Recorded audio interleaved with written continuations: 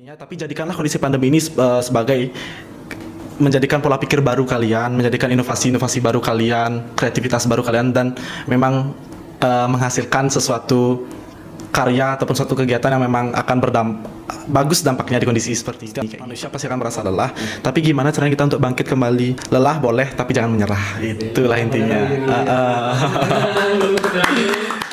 Politeknik Negeri Bali bersama kita bicara.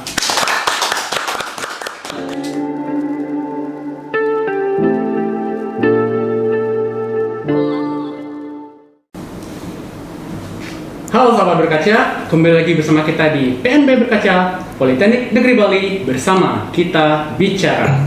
Oke, apa kabar kalian semua? There's something new exactly here, which is me. Jadi ada wajah baru ya di sini ya, itu aku. Jadi untuk teman-teman yang belum kenal, kenalin, nama aku Aris. Di sini aku bakal bareng sama dengan Bung Mita, sama dengan Laksmi, bakal switch lah ya, kayak gantian gitu buat nemenin kalian buat diskusi bareng sama narasumber-narasumber kita yang inspiratif dan memberikan insight-insight baru tentunya. Nah, kalau kita throwback lagi nih, sebelumnya kan kita udah sempat podcast bareng petinggi ya. Wow. Gimana lagi gitu podcast awal-awal launching itu udah sama petinggi. Kali ini kita juga bareng petinggi sebenarnya, tapi petinggi di kalangan organisasi mahasiswa, yaitu Ketua Badan Eksekutif Mahasiswa Keluarga Besar Mahasiswa Politeknik Negeri Bali. Jadi langsung saja please welcome Danu. Oke, kita ada Danu di sini. Apa kabar Danu? Oke, halo, terima kasih Kak sebelumnya atas waktunya. Sejauh ini kabar masih baik, dan terima kasih juga nih udah diundang di acara di kegiatan podcast PNB pada hari ini. Kayak gitu. Terima kasih juga ya. Di sela-sela kesibukannya. Tapi sebelum kita lanjut, biar enak nih, karena kita juga udah nerapin protokol kesehatan yang ketat ya. Kita boleh buka masker lah ya. Boleh lah. Ya, oke deh. Oke. Kita bakal ngobrol-ngobrol santainya nih. Jadi kan Danu kan udah jadi ketua Badan Eksekutif Mahasiswa ya. Jadi udah selama kurang lebih 6 bulan sejauh ini, udah setengah perjalanan. Perjalanan. Iya. Di setengah perjalanan itu ada nggak di benak Danu yang kelintas tuh, saya sebenarnya jadi ketua BEM itu pengennya kayak gini nih. Tapi sejauh ini realitanya itu belum ada kayak gitu. Jadi ekspektasinya itu agak belum tercapai. Ada nggak? Oke, kalau kita berbicara masalah ekspektasi dan realitanya, otomatis kan saya selaku Ketua Umum Badan Eksekutif Mahasiswa 2021 sekarang, memang di awal pasti akan ada perencanaan yang sudah kita rencanakan dengan jajaran saya juga pastinya, tidak hanya saya sendiri. Tetapi kita kan tidak tahu juga di kondisi di lapangan secara pastinya seperti apa. Tapi kita sudah berusaha semaksimal mungkin, dan dengan sudah berjalannya setengah periode ini dan untuk kedepannya pasti akan kami usahakan agar sesuai dengan perencanaan awal yang sudah kita canangkan di awal periode sebelumnya, kayak gitu sih sekiranya Kak. Ada improvement gitu ya.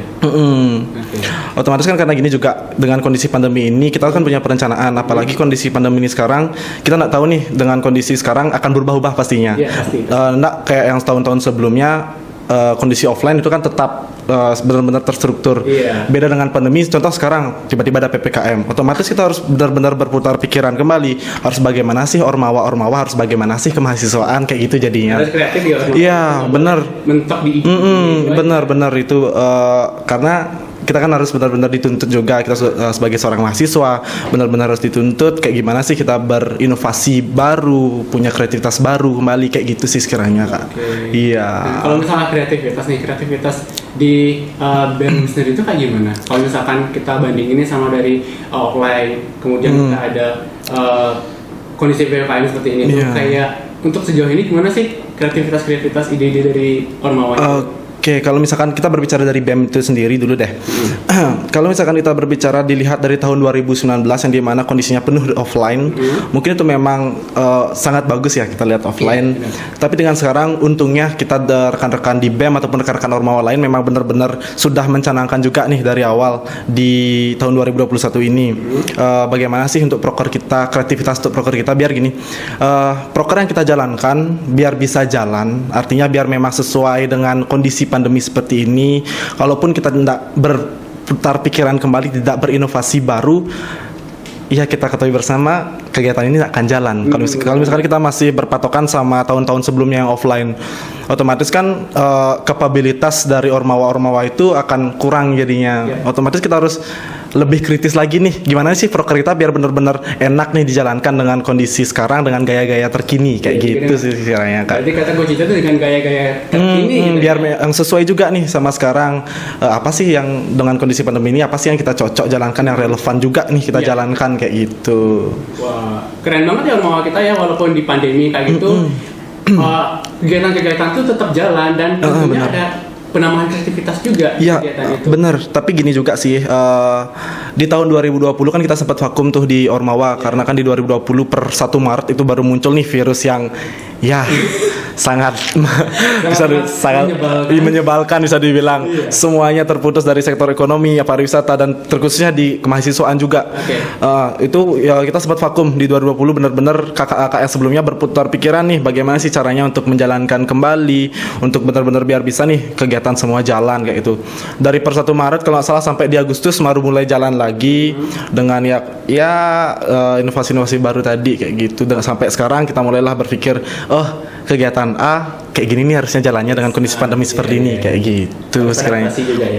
Adaptasi pastinya kayak gitu Kak. Nah, jadi kan Danu ini sebagai seorang sosok pemimpinnya sekarang ya. Jadi untuk ada di tahap ini tentunya ada berbagai perjalanan panjang dilewati. Benar. Nah, tapi khusus untuk jadi ketua badan eksekutif mahasiswa itu pernah nggak sih Danu kepikiran, misal pas SMA, wah nanti kalau udah di perguruan tinggi bakal ikut organisasi, bakal jadi ketua band gitu. Ada nggak kepikiran kayak gitu? Oke, mungkin sedikit bercerita juga sedikit nih ya. Oke, berkaca sesuai namanya. Kalau misalnya kita ngelihat dari saya pribadi, dari SMA memang mungkin dari SMA sudah berorganisasi, dan kebetulan juga di SMA menjadi ketua OSIS. Otomatis mungkin gini, jatuhnya bukan pemikiran untuk menjadi seorang ketua umum BEM, tapi berpikiran untuk nanti di perkuliahan masa saya stop sih organisasi ini kayak gitu. Artinya setelah masuk dunia perkuliahan adalah kita kan baru masuk setelah menjadi seorang siswa, menjadi seorang mahasiswa, calon mahasiswa. Kita sudah mengalami lanka pada saat itu, ospek. Disitulah saya mulai melihat sosok seorang presiden mahasiswa yang kala itu namanya presiden mahasiswa di 2019. Mulai saya berpikir, wah ini menjadikan sebuah motivasi bagi diri saya sendiri. Mulai saya mencoba untuk mengikuti organisasi yang memang dimana pada situ Astungkara ya saya terpilih di BEM, masih menjadi anggota pada saat itu. Ya, dan karena mungkin sudah jalannya, sudah ditakdirkan seperti itu Kak ya, sudah ditakdirkan, dan pada tahun ini dipercaya dan dipilih oleh mahasiswa sebagai seorang ketua umum badan eksekutif mahasiswa pada tahun ini. Sekiranya seperti itu ceritanya. Kalau misalkan tadi dibilang itu sudah jalannya, seperti kayaknya itu nggak pas ya. Kalau misalkan jalannya tapi nggak ada usaha dari Danunya sendiri, iya benar. Nyampe. Iya sih. Kalau dari saya pribadi sih benar-benar karena ada suatu tujuan juga, artinya kita sebagai seorang mahasiswa, sebagai fungsi mahasiswa agent of change juga, sebagai gimana sih caranya kita untuk mengembangkan, artinya melakukan suatu perubahan yang positif. Otomatis itulah tujuan saya untuk naik menjadi ketua umum, seperti itu sih sekiranya Kak. Mantap, itu mahasiswa yang jadi ketua BEM sekarang, luar biasa. Oke, nah jadi kan sebelum di perguruan tinggi pun Danu sudah banyak sekali pengalamannya ikut organisasi mahasiswa dari SMP tadi ya. Nah dari perjalanannya itu pernah nggak terbesit di pikirannya Danu itu tuh perjalanan di organisasi itu bakal menjadi sebuah bekal nantinya untuk terjun ke dunia politik? Oke, kalau dari saya pribadi berbicara di mahasiswa dulu ya. Kalau SMA mungkin belum berbicara politiknya, belum terlalu ke politik-politiknya. Kalau misalkan kita berbicara di mahasiswa, di organisasi mahasiswa, memang kita akan menerapkan sistem pemerintahan, anggapan pemerintahan mini, entah itu eksekutif. Contoh sekarang kan kita menganut trias politika juga, walaupun kita berdasarkan keluarga besar mahasiswa, tapi kita juga menganut trias politika, eksekutif, legislatif, yudikatif. Itu juga kita menganut, tapi bukan berarti itu bisa diimplementasikan di diri saya sendiri. Saya akan menjadi politikus nantinya, bukan seperti itu. Artinya organisasi ini kemahasiswaan bukan bentuk dari robot politik kayak gitu. Nah, bukan bentuk dari robot politik yang dimana setelah kita tamat, setelah kita menjalankan organisasi akan berterjun di dunia politik. Seperti mungkin ada beberapa yang memang fashionnya tentang politik, tapi tidak semuanya seperti itu sih kiranya Kak, kayak gitu. Oke, tapi bukan semata-mata untuk terjun di dunia politik ya ikut Ormawa itu, tapi lebih ke ajang untuk melatih diri. Iya benar, karena gini, dari saya pribadi, dari pemikiran saya, yang dimana memang mahasiswa seperti saya ini, saya tidak cukup hanya dengan akademik saja. Bukannya bagaimana, organisasi juga itu perlu. Anggapan gini, bagaikan ilmu, kalau ilmu jiwa tanpa raga deh tak bilang kayak gitu. Biar balance nih antara benar-benar ilmu kita dapat di organisasi, kita dapat manajemen waktu, manajemen kegiatan, manajemen orang juga kayak gitu sekiranya. Boleh keren banget, motivasinya sangat luar biasa ya. Iya begitu. Kita mau bakal bahas sesuatu yang lagi hangat nih. Kan sekarang ini ada namanya PPKM kan, PPKM yang Jawa Bali, which is dimana untuk PPKM ini banyak kegiatan yang dibatasi. Kita juga udah sempat bicara juga hal seperti dikit ya. Nah, tapi kalau misalkan Danu melihat hal ini, gimana sih untuk kedepannya dari BEM utamanya kan, untuk membuat kegiatan-kegiatan yang lebih inovatif atau lebih kreatif lagi, yang tentunya itu akan menyesuaikan dengan kebutuhan dari mahasiswa Politeknik Negeri Bali untuk kedepannya. Gimana? Benar sih, seperti yang sudah saya bilang tadi, artinya kan kita benar-benar berinovasi karena kita nggak tahu nih tentang kondisi sekarang yang berubah-ubah kayak gini. Sempat beberapa kemarin ada Ormawa yang memang pas PPKM dia dapat hari H di PPKM, otomatis dia akan harus berinovasi baru. Jadinya kalau dari saya pribadi, gimana sih sekarang caranya? Apakah memang dibuat konsep berbeda lagi walaupun dia dengan mendadak seperti ini, atau memang waktunya yang akan sedikit di reschedule, artinya mungkin dimundurkan kayak itu kegiatan-kegiatannya. Tapi kita selalu usahakan gimana sih caranya biar memang maksimal mungkin, walaupun dengan kondisi yang mendadak seperti ini, PPKM seperti ini, ya mungkin kita harapkan juga teman-teman Ormawa bisa merubah sedikit konsepnya. Mungkin sekiranya misalkan dari 1 hari biar bisa jalan nih, kita jadiin 2 hari biar dia artinya pembatasan juga orang-orangnya. Mungkin sekiranya seperti itu. Dengan mungkin online juga bisa kita tutup beberapa orang, tidak semua datang secara offline, kita bagi juga dengan online. Mungkin seperti itu sekiranya Kak. Ada banyak sekali ya pengaturan-pengaturan tertentu untuk gimana caranya menyesuaikan kegiatan-kegiatan tersebut agar bisa berjalan di tengah-tengah pandemi itu. Ada bocoran nggak? Itu kegiatannya apa aja yang ada perubahan-perubahan itu pas PPKM-nya? Kayak gimana tuh contohnya? Oh gitu, contohnya ada nggak beberapa sih, nggak banyak. Ada dari kegiatan teman-teman di UKM, dia pas bener acaranya di rentang waktu PPKM ini. Iya, darinya kasihan sebenarnya. Persiapannya tuh udah lama. Teman-teman udah persiapan udah lama, udah persiapan ini itu kan otomatis. Ya mau gimana lagi kan gitu. Tapi dari surat edaran yang sudah keluar dari kampus kan memang kalau memang sudah ada kegiatan yang berjalan, artinya sudah hari hanya sudah meminjam gedung dan lain-lain, itu masih bisa dilaksanakan. Tapi dengan catatan itu maksimal 30 orang sesuai surat edaran yang berlaku kemarin kayak gitu sekiranya Kak. Makanya opsi yang saya sudah bilang tadi mungkin sekiranya bisa dilakukan kayak shift, mungkin dibagi dia sekiranya, atau memang kalau memang benar-benar representatif ya mau nggak mau kita juga harus mentaati juga, kita juga nggak bisa seenak kita menjalankan kegiatan, mungkin harus diundur juga kayak gitu. Betul. Apapun kegiatan di Ormawa kita doakan bersama ya, semoga terus sukses kegiatan tersebut dan nantinya akan tumbuh lagi kreativitas baru untuk tentunya untuk mahasiswa juga. Benar ya. Oke. Sekarang kan udah 6 bulan berjalan jadi ketua BEM. Kalau menurut dari pandangannya Danu ya, itu kegiatan di BEM ini udah on track belum sejauh ini? Oke, kalau kita lihat kegiatan di BEM sejauh ini semuanya aman. Sesuai lah dari planningan awal, cuman kita benar-benar di konsep aja sebenarnya Kak. Kita konsep kayak contoh ada sih beberapa kegiatan yang masih belum jalan, yang jalannya akhir-akhir tahun itu benar-benar agak sedikit berubah konsepnya, itu yang sebenarnya ini. Tapi kalau untuk perjalanannya sejauh ini planningan awal kita sekian proker nih, sampai sekarang tetap jalan semuanya, nggak ada yang nggak jalan kayak gitu sekiranya Kak. Oke. Dan Danu sebenarnya sosok yang luar biasa ya, dimana dia menjadi seorang pemimpin, memimpin sebuah armada besar di keluarga besar mahasiswa gitu loh.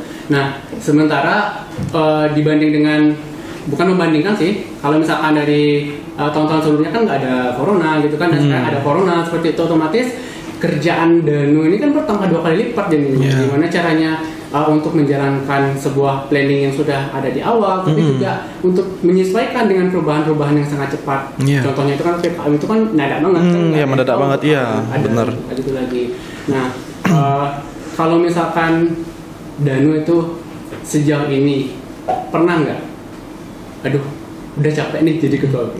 Pernah nggak terlintas seperti itu pikirannya? Gini, rasa capek, rasa bosan itu pasti ada. Kita tak bisa pungkiri rasa itu pasti ada. Kita kan akan lelah, setiap manusia pasti akan merasa lelah. Tapi gimana caranya kita untuk bangkit kembali? Kita sudah memilih ini, kita sudah menjalankan di sini. Bagaimana caranya kita bertanggung jawab? Kita bisalah kesampingkan rasa capek itu. Lelah boleh, tapi jangan menyerah. Itulah intinya. Kayak gitu sekiranya. Oke, keren ya, keren. Udah dapat quotes of the day. Quotes of the day ya, oke. Jadi last one nih Danu ya, sebagai seorang ketua BEM ya, betul. Nah, gimana sih harapannya Danu untuk teman-teman mahasiswa yang lainnya untuk memotivasi, untuk memotivasi lah ya teman-teman yang lain untuk bisa menjadi seseorang seperti Danu. Oke, untuk teman-teman semua sebenarnya ini kembali ke kemauan diri sendirilah yang akan mau kemana sih di bawah arah tujuan dirimu sendiri kayak itu. Intinya tetap semangat untuk teman-teman semua, entah itu di Ormawa, entah itu di mahasiswa keseluruhan. Artinya janganlah jadikan kondisi pandemi seperti ini menjadi penghalang kalian untuk berkreativitas, berinovasi dan lain-lain. Artinya tapi jadikanlah kondisi pandemi ini sebagai menjadikan pola pikir baru kalian, menjadikan inovasi-inovasi baru kalian, kreativitas baru kalian, dan memang menghasilkan sesuatu karya ataupun suatu kegiatan yang memang akan bagus dampaknya di kondisi seperti ini, kayak gitu sih sekiranya Kak. Biasa sekali. Terima kasih Danu sudah di podcast kita. Iya, sama-sama. Dan ada lagi? Sudah cukup. Terima kasih. Oke. Terima kasih juga sama Kakak sudah mengundang saya selaku Ketua Umum Badan Eksekutif Mahasiswa di podcast kali ini. Semoga memang apa yang sudah kita bicarakan, kita diskusikan di sini, diskusi santai, memang mendapatkan hasil yang maksimal untuk teman-teman semua. Semoga ditonton nih sama teman-teman. Kayak gitu. Ya, semoga. Oke, well guys, demikianlah podcast PNB Berkaca kali ini. Nantikan episode-episode selanjutnya. Jangan lupa like kalau kalian suka video ini. Jangan lupa komentar kalau kalian punya request narasumber-narasumber yang ingin kalian datangkan dan kita ajak diskusi bareng di sini. Jangan lupa share ke teman-teman kalian. See you on the next video. Bye bye. Oke, bye bye.